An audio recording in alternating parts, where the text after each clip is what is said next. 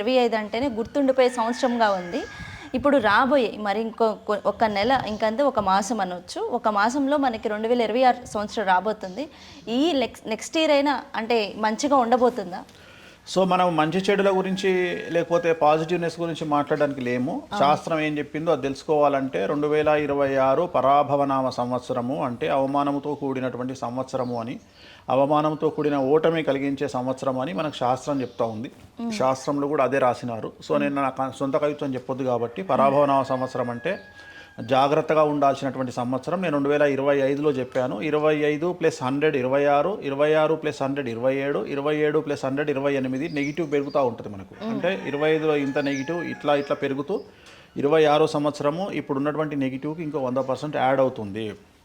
So ఈ సంవత్సరానికి అధిపతి గురువు అండ్ ఈ సంవత్సరాన్ని కమాండ్ చేసేది కేతువు. సో కేతువు ఏం చేస్తాడు అంటే ఎత్తైన లోయ ప్రాంతాలను ఎక్కువగా కమాండ్ చేస్తాడు. అలాగే లోయ ప్రాంతాలు అంటే దానికి సంబంధించి రెండు ఉంటాయి. ఎత్తైన ప్రాంతము అంటే ఇప్పుడు ఉదాహరణ మనం ఒక కొండకి ఎక్కినాము, కొండ కింద ఏముంటుంది, లోయ ఉంటుంది. ఆ రెండు కలిసి ఉంటాయి. అలాగే కేతువు అంటే భక్తికి సంబంధించిన వాడు. అంటే ఈ సంవత్సరము భక్తి ప్రదేశాలలో తొక్కిసలాట జరిగే అవకాశం ఉంది, లేదా చెడు సంఘటనలు జరిగే అవకాశం ఉంది. ఎగ్జాంపుల్ ఈ సంవత్సరము మనకు పుష్కరాలు వస్తున్నాయి మేలో. సో ఆ పుష్కరాల్లో ఏమైనా సంఘటనలు జరిగే అవకాశం ఉంది, నెగిటివ్ సంఘటనలు 2026లో పుష్కరాల్లో నేను చెప్పేది. అలాగే నార్త్ ఇండియాలో ఏదైనా దేవాలయంలో, నార్త్ ఇండియన్ దేవాలయాల్లో పెను సంచలనాలు జరిగే అవకాశం ఉంది.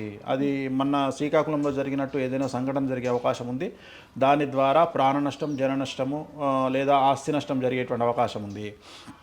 అలాగే ఈ సంవత్సరం రాజులకు సంబంధించి కూడా సినిమా ఇండస్ట్రీలో హీరోలకు సంబంధించి కొంతమంది రాజులకు సంబంధించి, రాజులు అంటే మంత్రులు, సో మంత్రులకు కానీ ముఖ్యమంత్రులకు కానీ మాజీ ముఖ్యమంత్రులకు కానీ ఈ సంవత్సరము కొన్ని సంచలనాలు అంటే ఆరోగ్యపరమైన ఇబ్బందులు ఏర్పడే అవకాశం ఉంది. సినిమా ఇండస్ట్రీకి సంబంధించి కూడా మఖా నక్షత్రంలో పుట్టినటువంటి ఒక హీరోకు ఈ సంవత్సరము ఆరోగ్యపరమైన ఇబ్బందులు కనిపిస్తూ ఉన్నాయి.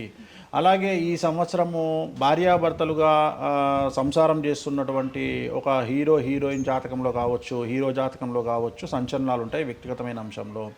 అలాగే దక్షిణ భారతదేశానికి సంబంధించినటువంటి ఒక హీరో ఈ సంవత్సరము రెండవ పెళ్లి చేసుకోవడం అంటే మొదటి భార్యను వదిలిపెట్టి రెండవ పెళ్లి చేసుకోవడం సంచలనంగా ఉంది. అలాగే సౌత్ ఇండియాలో, దక్షిణ భారతదేశంలో ఈ సంవత్సరం ఒక ముఖ్యమంత్రి మార్పు అనేది కనిపిస్తూ ఉంది.